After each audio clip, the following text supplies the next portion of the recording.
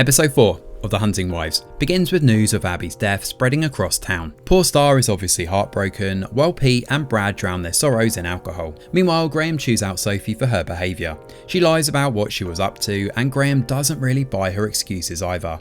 Jack isn't happy to hear about her mother killing boars, and she sounds just like Margot as she tries to wave away his concerns. Margot shows up to see Jill here, whose attitude is completely different from the unhinged demeanour we saw her embracing the night before. Margot reinforces that Jill needs an aggressive lawyer to stand on her side, given this is now a murder case and the police are going to be all over this one like a rash. Of course, Margot wants to keep her affair with Brad a secret here, hence her desire to get involved and get a fancy lawyer. She heads upstairs to see Brad afterwards, determined to get their alibis in place. This is entangled with Jill too, who actually seems to be a bit suspect, as she takes the lead afterwards and tells her son they need to be on the same page. Margot quizzes Callie over what she knows and tries to guide the investigation in a different direction away from Brad. However, this murder is big news in this small town, and Sheriff Johnny is going to be the talk of the town when the national news media roll in. Callie though senses an opportunity for him to step up and play the immigration angle. Sophie shows up at the lake house to see Margot, but when nobody answers, she lets herself in. Now she finds Margot's underwear down the side of the sofa and takes it for herself.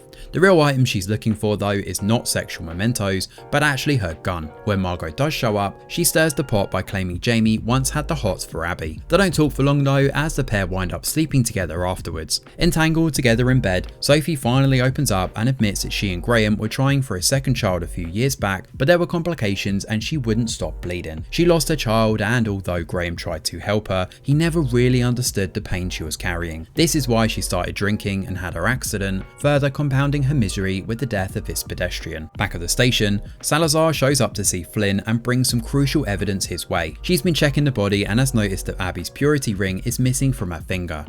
She believes this points to a crime of passion and how Brad is actually their guy. She's riled up and wants to get involved in this case despite being on leave.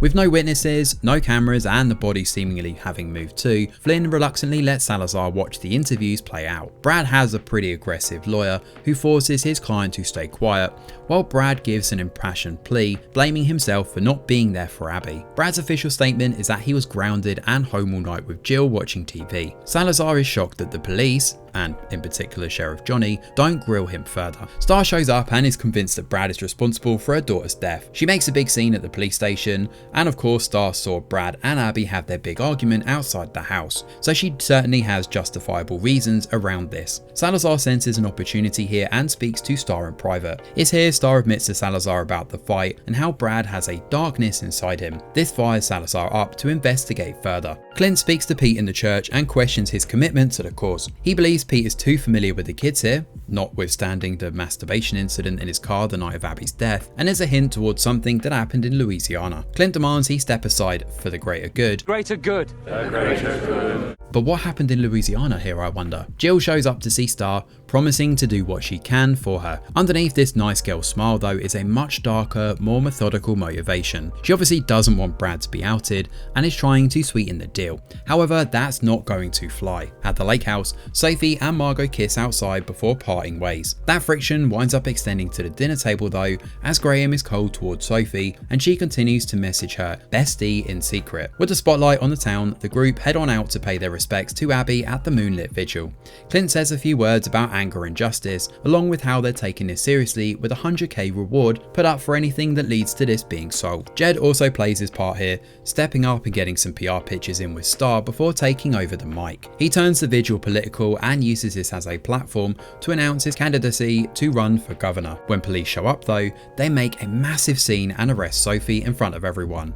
It turns out a detective over in Winsboro has found Sophie's gun, which was used in a shootout. Obviously, Graham wasn't even aware that she had a gun, and even worse, this same gun was used to kill Abby Jackson, which is where the episode comes to an end. What a shocking little twist. It was perhaps obvious that Sophie was going to be in the limelight and blamed for this murder, especially with everybody else in town lawyering up and getting their alibi straight. I'm guessing that Margot has been using Sophie as a scapegoat this whole time, but the clue with Winsboro is actually quite interesting. A little Google search here shows that Winsboro is in Louisiana, which is also where Pete was originally from. Is this some sort of connection over who the culprit is for Abby's death? Was it Pete? On a separate note, props definitely need to be given to Chrissy Metz here, who plays Star. She was excellent as Kate in This Is Us, and in this drama she's channeled that same depth of character to make her one of the more interesting players in this ensemble. However, there's a lot to unpack in this episode beyond that, and we're now seeing a lot more motivations come to the foreground for who could be behind this murder. Not only is Brad a suspect, but it's becoming increasingly likely that Jill is responsible in some way, given she stands to gain a lot from Abby's death. But then we also have Jed too, who wants to try and further his career, while Johnny is also sensing an opportunity from this death over at the sheriff office. Beyond all of that, we also have the personal angle, with Pete, Margot, Clint and even Jamie having a reason to take out Abby. Things are getting very interesting now, so we'll have to wait and see where the second half of this show goes next. Thanks for watching, and do let us know your thoughts in the comments below. Smash a like or subscribe to the channel, your support is very much appreciated. I'm Greg Wheeler, and from all of us over here at The Review Geek, we'll see you on the next video.